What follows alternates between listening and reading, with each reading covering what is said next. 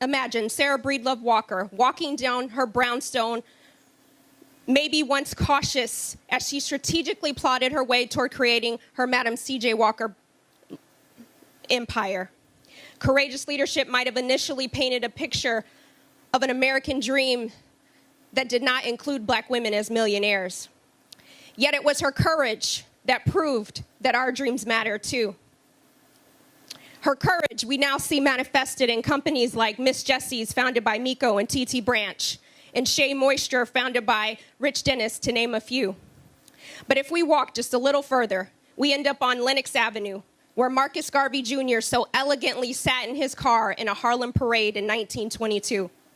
In the storm of a cautious America, where black men were considered 3/5 a person, he peered out into the crowds of like minds and faces with the audacity of hope and courage to lead one of the biggest mass movements in our history.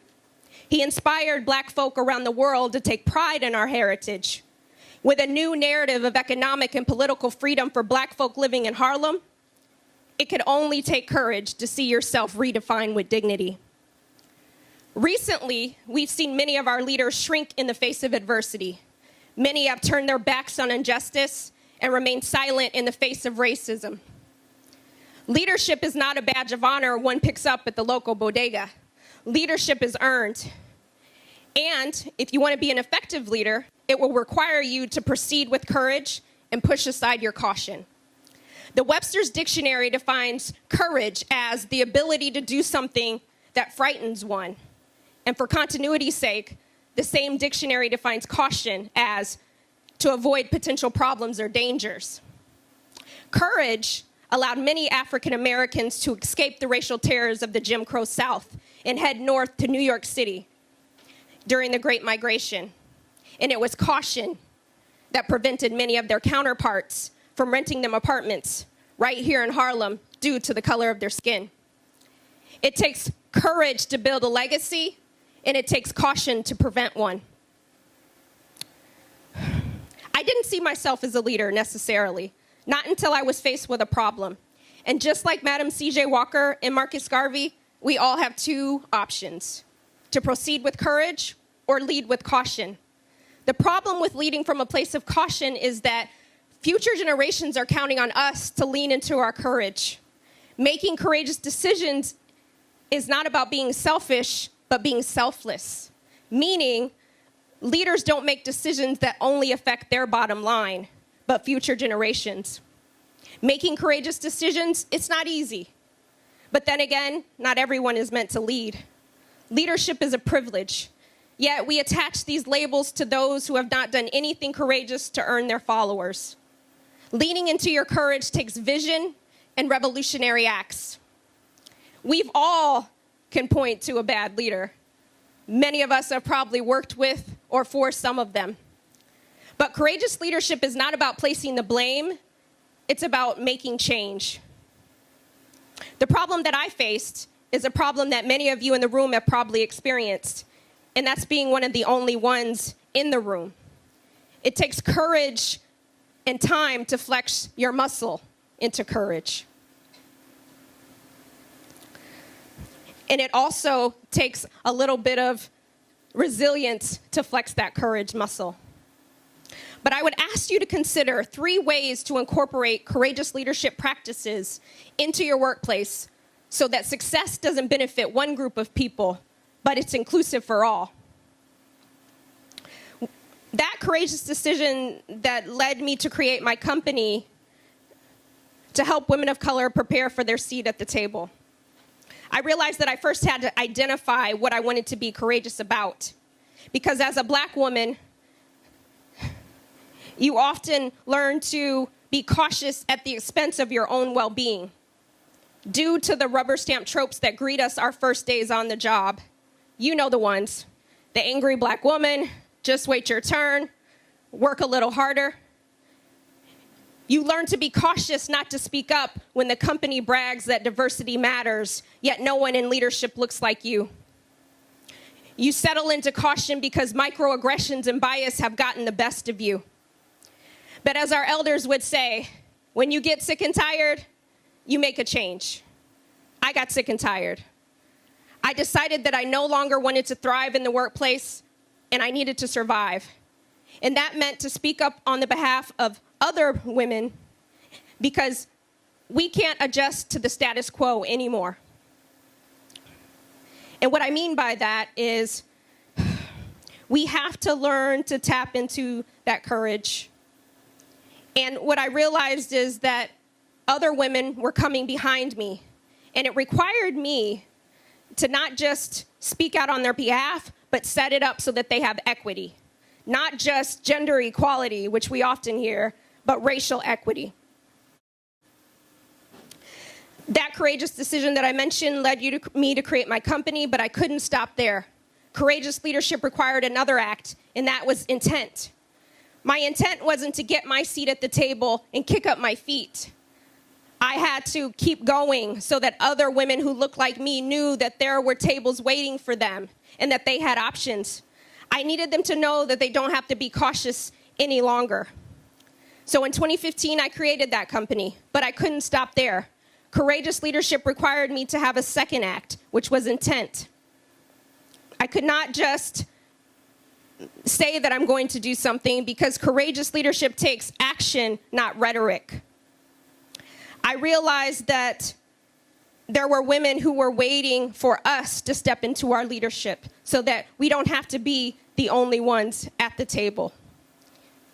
The table looks better when you have people that look like you circled around you to help you and encourage you and move forward.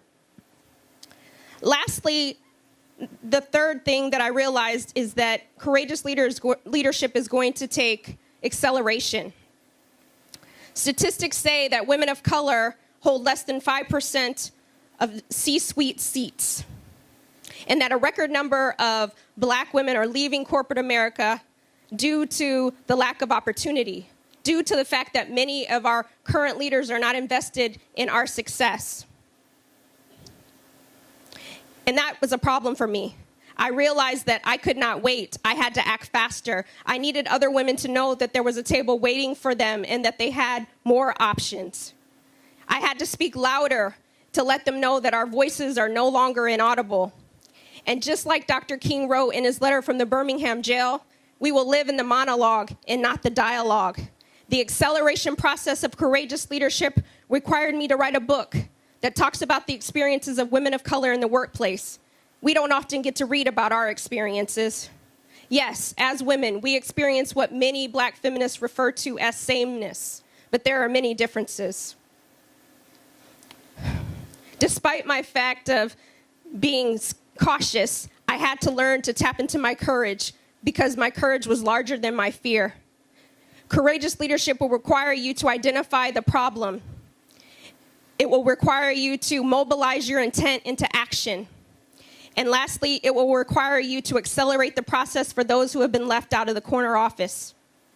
Whenever I start to entertain being a cautious leader, I think about one of the most prolific African-American leaders of the 20th century, Ms. Ella Baker. It took courageous leadership for her to organize sit-ins in the South at lunch counters.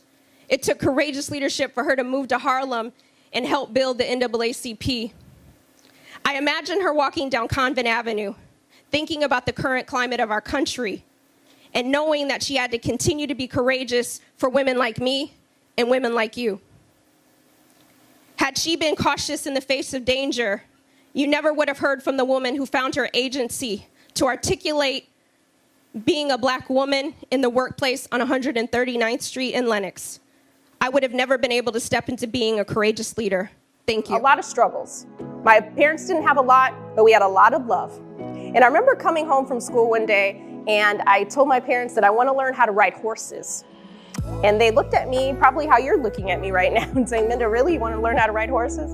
And I said, yes, I want to become an equestrian. And they're like, well, first you have to learn how to spell it, right? So I figured that out.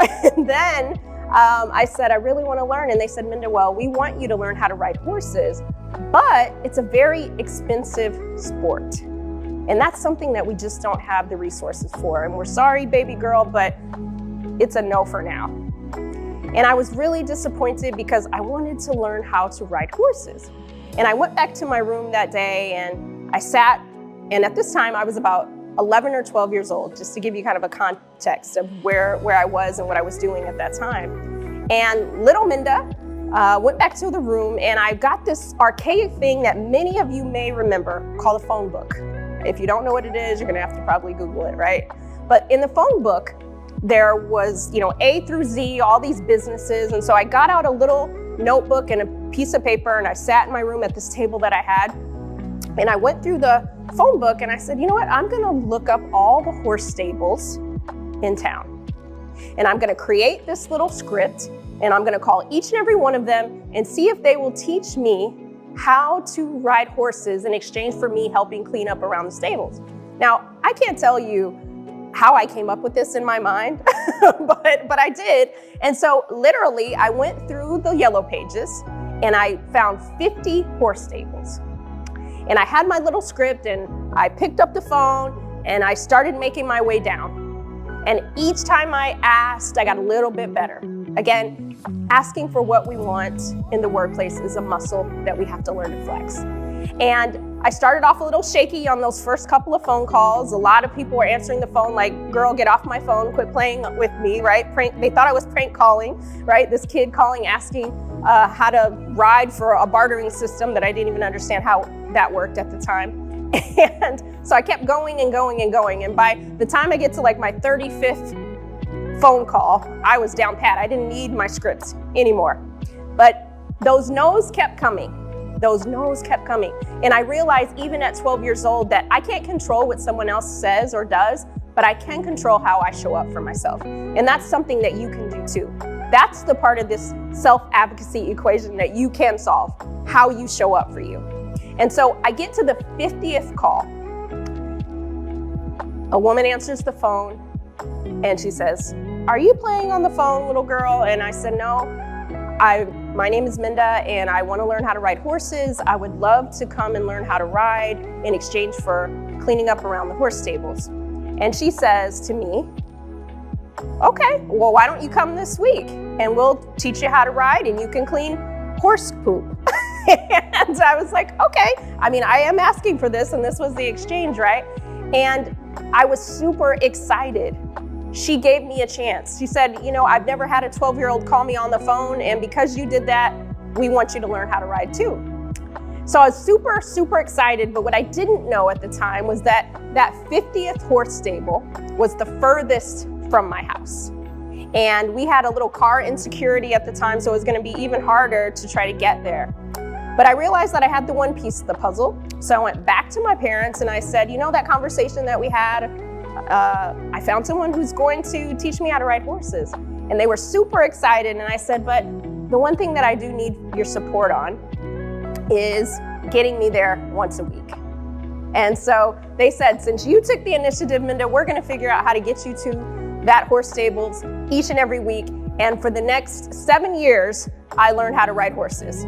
I eventually moved up the rankings and I no longer cleaned up horse crap, but I did learn how to ride horses, and your girl is still riding horses today. And it was in that moment that I realized I had more power than I thought. And each and every one of you, if you go back in time, you can think about a time where you advocated for yourself, but then disappointments happen, life happens, the promotion that you didn't get, right? Reorganizations, layoffs, those things happen, and then we start to silence ourselves at the expense of our own well-being. And we stop asking for things because we don't want to rock the boat. We saw that so-and-so's not here anymore. But I want you to know that you don't have to have a stale or complacent career. You still have agency. You can still ask for what you want. The part of the equation that you can solve is yours, but how are you asking? Again, it's not just asking for the sake of asking. It's asking because it's important for your career. You never want to be ambivalent about your career, and you don't want to give your career in the hands of somebody else to make the decisions that are best for you. Well, let's take a second to talk about microaggressions, because we've been having this conversation in our own company, what defines a microaggression, and we talk about them as these slights or snubs that may be intentional or unintentional, but largely impact underrepresented communities. And we like to say they're like paper cuts. You know, you get one once, not a big deal, but if you get it every single day, it can be truly painful. Can you tell us about your experience with microaggressions? Oh, how many hours do we have? But I think the thing about microaggressions I think that because of those cuts, right, we start to get used to them. And I think that's the dangerous place, because then we start to say, oh, okay, this is what I have to do. This is what I have to get through. And I feel like as women of color, we don't have to accept those things, right? But we have to realize, and others have to realize, that the onus is on them to change their ways too. And so one thing that I wrote about was this time that my manager had gotten to the car and he noticed that on my nails that day I had burnt orange fingernail polish. And he says, "You people love your bright colors." And then he laughed like it was comedy night at the Apollo, and my colleague in the back seat, he chimed in, and then for the next 15 minutes they talked about how black people like bright colors. Wow. And in that moment, I didn't know what to say, you know, and it's funny because even though that was early in my career, it still hurts. Yeah. And there were things that happened later on, and I get emotional every time I talk about that story because it's those little things that stick to you. Yeah. Those cuts, and you don't realize how much pain all of those cuts cause you till later. And I often reflect back, not because that hurt my feelings so much, because I put on armor after that, because that was a good day for him. But what I realized was, I wish that I would have said something to him. Because what happens is we go back to our desk and we play it on a loop over and over and over again. And that does a lot of damage, because now I have to manage that and do the best work I can. And I don't think a lot of our counterparts understand what that's like. Yes, people have a bad day, but sometimes ours is, yes, we've had a bad day, but then it's also these racial aggressions, right? And racial harassment, whether intentioned or unintentioned, is just as insidious as any other form of harassment. And I think it's important that we check language and we allow ourselves to have these courageous conversations. So when it does happen, we give ourselves permission to say something to a colleague. But then on the other side, I need our colleagues to be courageous listeners so that we create the space to be able to say, you know what, this hurt, or, you know, this was inappropriate. And then it not be, oh, you're being an angry black woman, right? Because our feelings matter just as anyone else's. And so I do want to see more of those courageous conversations and listening taking place.